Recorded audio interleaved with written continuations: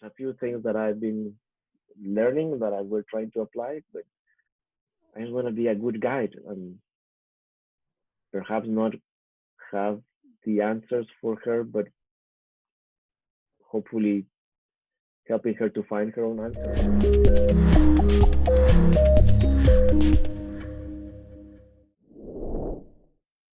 Hey everybody, welcome to this episode of Dadnormous. I'm here today. I'm thrilled to be with you, Antonio Meza, my friend from Paris. I'd like to give you an opportunity to introduce yourself. And I will say one thing, which I always love, and you know what I'm going to say. I love when I first met Antonio and found out, when I found out he was expecting with his wife Susanne, that he said that he's Mexican, his wife is German, and because they live in Paris, their baby is going to be French. And I love that and all that it implies and all it is in reality as well. So welcome, Antonio, to this episode. I'm very happy you could be with us. Thank you so much, Jonscott. Ever since Susanne and I decided that we were going to create a family, we knew it's a multicultural family. I've been living in France for almost 16 years now. Came from Mexico, and Susanne was born and raised in Berlin, in Germany, and she has been here for almost 18 years now. So we met here in Paris, but we met within English-speaking context. So English has been our shared language between Susanne and I. However, Susanne understands very good Spanish, and I have little notions of German. And I was studying more German because I knew that we were going to have a baby, and that eventually that baby would understand and speak German. So I was also wanting to catch up a little bit with that.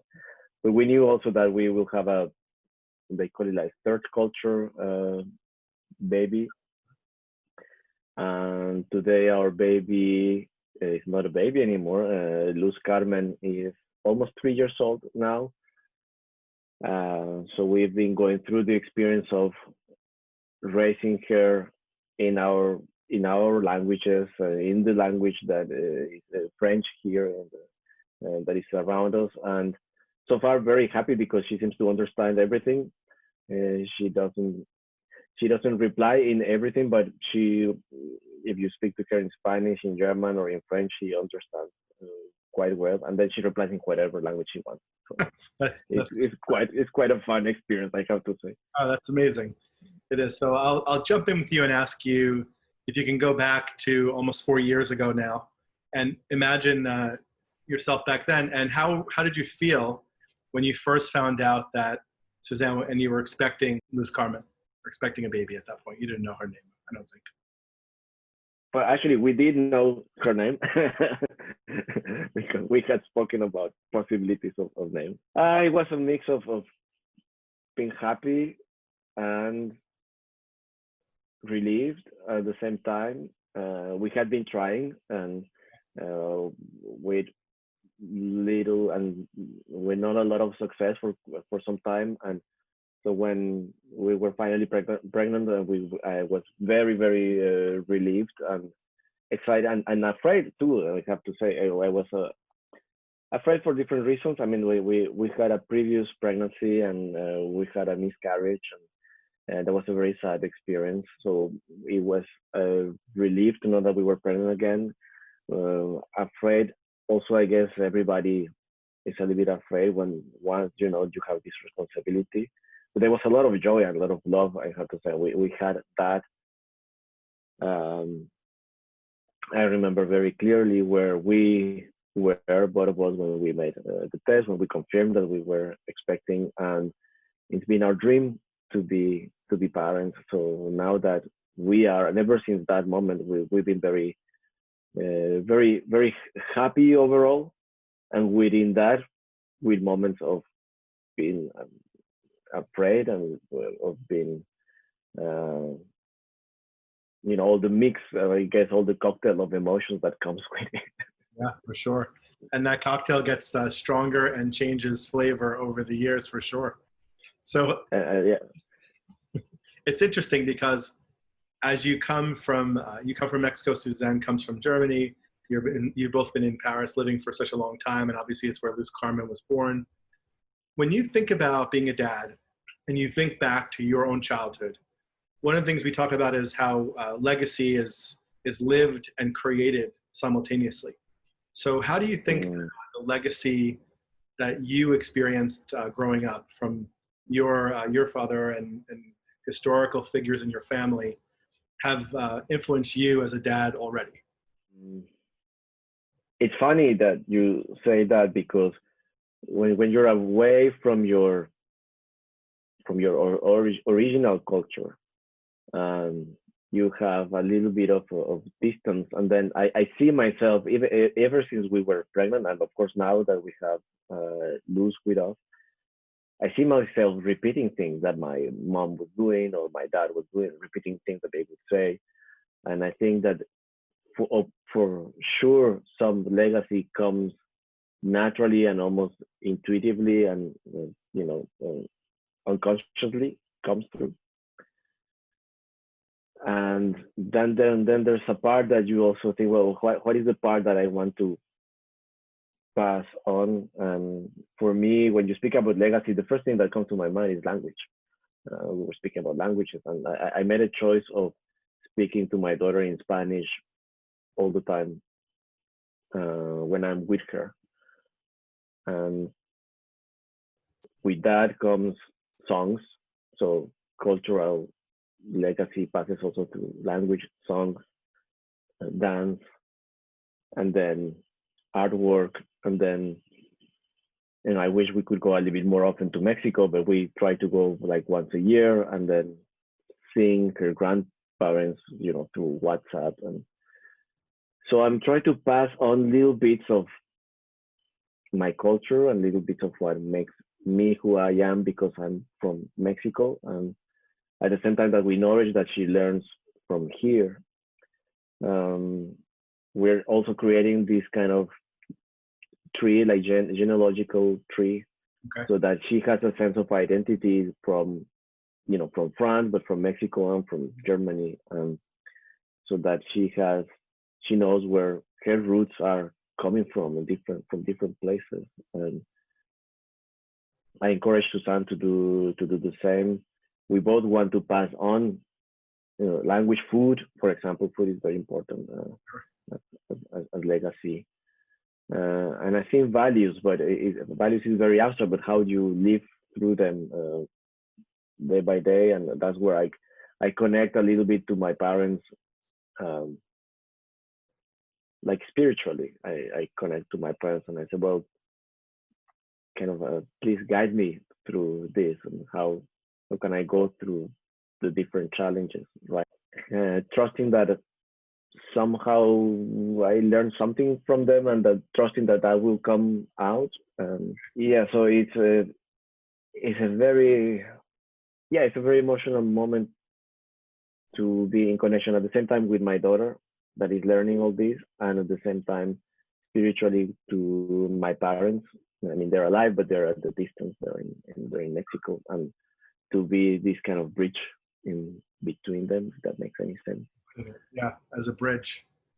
And as you look to go forward, as you look to the future and to helping build this bridge for Luz Carmen, when you think about the ways in which you've adapted the things you learned when you were a child and growing up, what's one thing that you think that you are surprised by in terms of yourself as a dad now, that you didn't imagine before she was born, and now you're like, oh wow, it was a little bit, I wasn't expecting this twist or this reality? Yeah, sometimes I spend a lot of time thinking about the big things before, like the big things, like what should I pass, like what now that I'm going to be a dad, and like what do I have to teach my daughter. And so there's a lot of reflection on that. But then what is surprising is the little things, Right.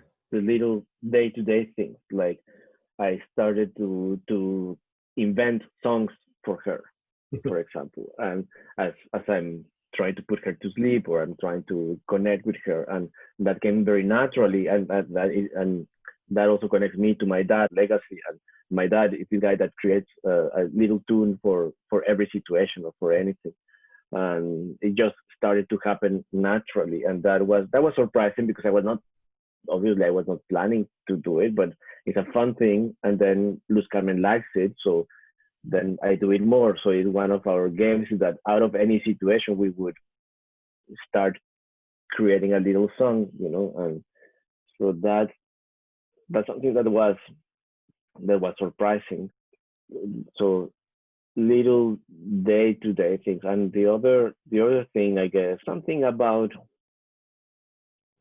I don't know. She's not even 3 years old, but something about paying attention to what you do in a way that it makes it safe to play, safe to do whatever you want, but to put a bit more of about of your mind, of your mindset, of your attention, so that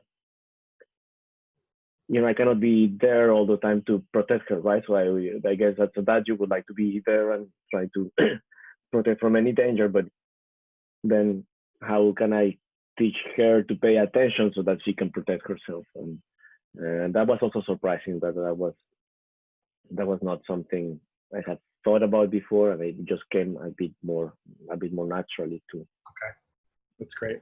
So as we experience the present and we look to the future, when you look at the things that you see on the pretty immediate horizon for Luz Carmen over the next 2 years, 3 years, how do you see your role as her dad evolving, just in your mind's eye right now? I hope that it doesn't change that much, but what I mean with that is that I'm trying to have a good mix of being present and of offering a frame of behavior to teach that, and at the same time being fun and being with her in a fun way. And we're trying to teach her things in a fun way, even the languages that we were speaking about before. We knew it's a challenge because we have never been in a situation where you're teaching somebody to live in 3 languages. So let's make a game out of it, and then let's have fun with it, so that it's not too heavy. So we're trying to apply a little bit that philosophy to different things. So I hope that my role is going to be present, to be fun with her, and to offer a frame of how to behave in different situations. And then she will start going to preschool very soon, so that is like another whole new challenge, new adventure with her. I guess, yeah. Now that I think about it, I guess my role will also be like to be with her on how to decode different new social situations that she will start experiencing, and with her own emotions about it, and how to reassure her, like how to welcome those emotions and how to reassure her. I think that will come into play more as she starts developing friendships and For sure. to school. So having grown up in Mexico and having Susanne in Germany, how can you say as a dad, being in France has been different in a good way for you as a dad in terms of what you experience and how you experience fatherhood? And how has being in France made it a little bit more challenging because it's very different than the experiences you had as a child? If that resonates with you. Yeah, the challenging part has been that when you're in a culture outside of your own culture, then there's a lot of things that people take for granted, and because they are inside of their own culture, but you don't know about this, so you have to figure out, and you have to learn how to ask questions without feeling embarrassed, because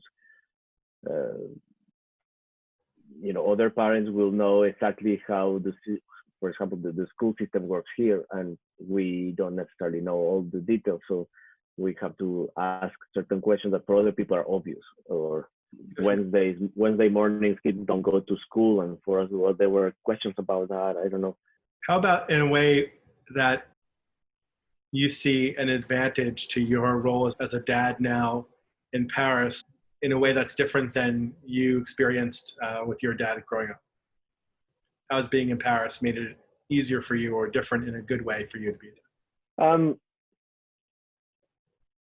I think it's related to what I was saying before. The fact that I'm in a place that is not my original culture allows me to see it from a little bit of distance and to question, like to ask healthy questions about should I just do like other parents do or should I do things differently. Right. Just a stupid example, people have a breakfast here that is like a croissant or like a or cereal with milk or things like that, and we decided, okay, we like to eat toast with cheese, and people don't eat cheese here in the morning. It's like a French scene, you don't eat cheese in the morning, but we like to do that, and but we are free to do that because in the end, I mean, now we have a French passport, so we're French, but we're not culturally French. So like that, we can make other choices that who says that I cannot do this? I'm going to do it because I believe this is the right thing to do. So I think it gives you a little bit of freedom to question how other people do stuff and then to make your choice. Yeah, and you bring up a great point before, which was, getting over feeling embarrassed to ask questions and to learn things that you don't know. And I think that's an extraordinary lesson, not only for you to be aware of, live, and practice, but to also show Luz Carmen that it's, we all know several people who are much older than she who don't know something and who will just kind of wing it and not ask questions because they're embarrassed, and being able to own the fact that you don't know and to do something about it, I think is a great lesson, a great lesson. Yeah. Yeah. And I think a little kid like that, even if you're in your own country, I mean, they still challenge you a lot, and then you have to learn how to explain things that you take for granted. And like you were on the street the other day, and it's very hot, and she just takes her skirt off, like she just pulls her skirt down because it's hot, and I'm like, oh, well, you shouldn't do that. But how do I explain that you don't have the right to do that? Like, I'll find the way through that later. It's I'll ask you to take because she's so tiny, she's not quite 3. I'll ask you to take a few minutes to think about presently how you feel as a dad to Luz Carmen, and if you were to share with her in a few years how you feel about her now. Let's say it's 2030 and she's 13 years old, about to turn 13 years old, and you want to show her this clip and share with her how you feel and how her being in your world has changed you as a person and as a man. How would you share that with her? She's just a joyful kid, just such a joyful girl. So ever since she was a little baby, every morning the best thing for me is to say hello and to look at her smile. It's like then the day can start for me. And every day is an adventure because of being a dad and because of being a dad to Luz Carmen. It's a great adventure. So it has changed my life radically. It has fulfilled a dream, but it has changed in such a way that is every day is different, and every day is different in a joyful way, because she's so curious and eager to learn and to have fun and to find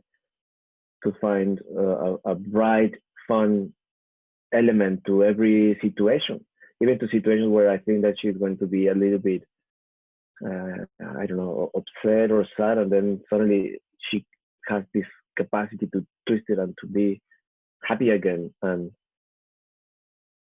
so I feel energized, and I feel energized and full of a love that I didn't know before, and that's beautiful. That's just so like I was expecting to be in love with my daughter or with my baby. Like rationally, you expect that, but when they start developing their relationship with you, then these little things, I was not in love with her from day one. I was happy that she was that I was happy that she was safe and that she arrived. But then this little love develops little by little, and then at a certain point you just full of it. And It's a great moment to capture just in terms of where you are in your mind and heart now. And I'll flip it a little bit and say, in the past almost 3 years, can you think of a mistake that you made as a dad and something you'd like to kind of maybe, if you had a chance to do over, would you take that chance? And if so, about what? yeah, that one is tricky because mistake is a frame that I'm not trying to buy much into. Like I think everything is experience. Like there was, for example, one thing that comes to my mind is there was one moment when I was a little bit impatient, and like speaking too loud and almost like doing like a little slap, like I remember my parents would do like a spanking, like if you misbehave, right? And I don't do that, but there was this time where I it almost got. I don't know. I think what I'm trying to do with Susanne is to learn from those moments, and we actually speak about like when I don't, either she or I don't feel like I behave in the best way, then we discuss it, then we speak about it, and we try to extract what was your intention by doing that, and is there any other way that you could do the same thing in a different way? I guess what comes to mind is maybe to listen a bit more to Susanne when she was having a strong intuition about the first daycare place where we would lose, and we didn't have a great experience with them. And Susanne had a strong intuition about that place not being right, and I guess my rational mind just overrode that. Um, I just wanted to stick to the plan because it was the thing that we had, and it ended up not being the right place, and we had to make a decision to change Baker. So, but because of that, there was more tension home, and there was more tension obviously between Susanne and I, and then obviously with Luz for some time.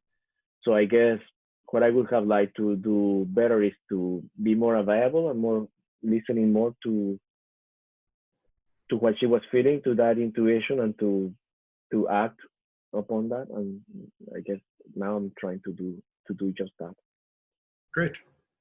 That's great. So as you look around now and experience life as a dad to almost 3-year-old, when you think about your responsibilities as a father, as a dad, and how you're balancing lessons and experiences and presence, how do you imagine this is something you're going to handle as you go forward as she gets older? So we talked a bit about maybe not, you just said not making mistakes, but just being in the moment and taking experiences and learning from them and growing.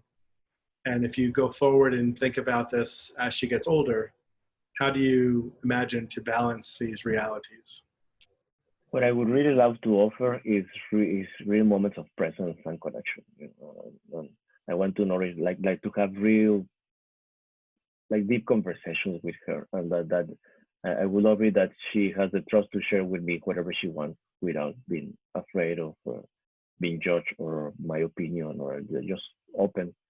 And I would like to nourish that, and I think that's the one thing that I want.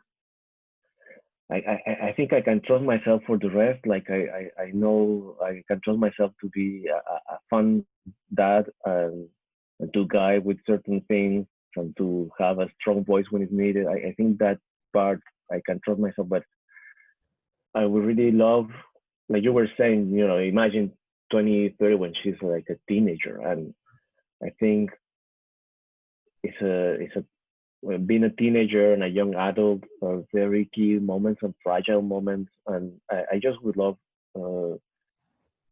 Luz to be able to reach out to me and to share whatever is going on in her heart and in her mind, and to be able to offer her a good moment of listening and take it from there. Necessarily have the right advice, but just at least just to have the right moment of listening, I think that would be already good. Yeah, it's a solid foundation. Obviously, you've already laid down, and I think you'll keep building onto that. So if you were to take it out to 2040 and she's 23 and you're 20 years older, how do you imagine talking to her about this time in the world overall and your time with her as a dad when she was about 3? It's now 2040. She's 20, almost 3. And you're going to be reminiscing with her. Maybe you'll show her this clip of this video and say, this is what was happening, and this was what my hopes and fears and how I was looking for the future for you that you're experiencing now in 2040. I would like to look back at this time as a time that it has been very challenging, obviously because of the pandemic. And that, for example, through the confinement that we had in France, so far it was 2 months, and we hope that we won't go back again into it. But Susanne and I wanted to provide a place in our apartment, a frame where we can all be healthy and have fun and be safe.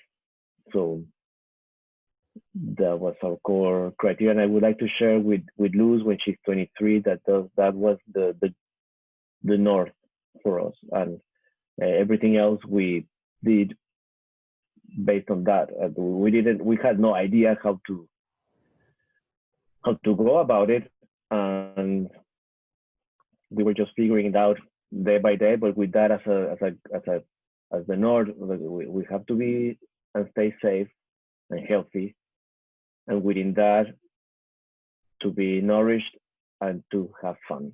And to be nourished, Susanne has done an amazing job in buying the right food, finding places where she can buy, because we couldn't get out and buy our regular food. So she did that incredible work of logistics and cooking. And I've been also very focused on getting new business, because all my work was totally how do you say, like I had no contracts from one day to the next one. So it was a bit scary, and I dedicated a lot of time.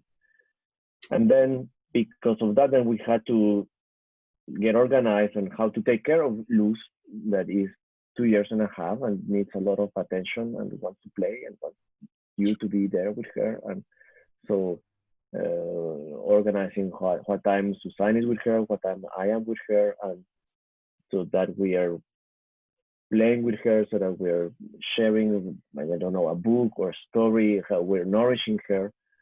And also teaching her that it's super important to wash your hands and to go outside and come back and, take your shoes and put them in the place and then wash your hands, and, that. So it's been super challenging, but also very gratifying also to be with her, because as a consultant, we were traveling a lot before, and I was traveling at least once a month. I would have a long trip for work. And the positive side of that is that now I've been almost 3 months here at home, more time with my girl, and looking at her, how she's developing her language and her body awareness, and how she's dancing. Now she's imitating ballerinas, dancing ballet, and channeling their emotions. So she's been learning so much about emotions and about movement and about language, and that's just beautiful to see. It's just amazing. It's like this little flower opening, and so that's overwhelming and beautiful. So I feel very fortunate to have that. Of course, I don't wish to go back to confinement again, but I've been very happy to have that, and to have that as a memory for for myself. That's something that I'm going to keep. I feel very fortunate to. It's a wonderful mindset to have at this time and going forward. So as we begin to wrap up, what are some final thoughts that you're having as a dad, just overall, and like what's alive for you right now in this moment? I don't have a specific idea of the dad I want to be. When I had dreams about being a dad, and then when we were finally going to be parents, I said, well, if I can be as good a dad that my dad was, then that's great. Like if I can channel that love that he had, and that, well, love and also gravitas, like the strong, not strength, but like a presence, a strong presence, and love and fun. If I can channel that, then I think there's a chance that I can make a good job out of it. and then the rest, I don't know. I've been reading books about the brain development and about Montessori education. There's a few things that I've been learning that I will try to apply, but I just want to be a good guide, and perhaps not have the answers for her, but hopefully helping her to find her own answers. And for the rest, I just want her to feel safe and to feel that with us she can express herself. I mean, that's something very important for her, that she can be in an environment where she can try and she can play with what she wants and explore. We can have that for the next few years. I think I'll be happy. That's fantastic. I think I appreciate your time very much today.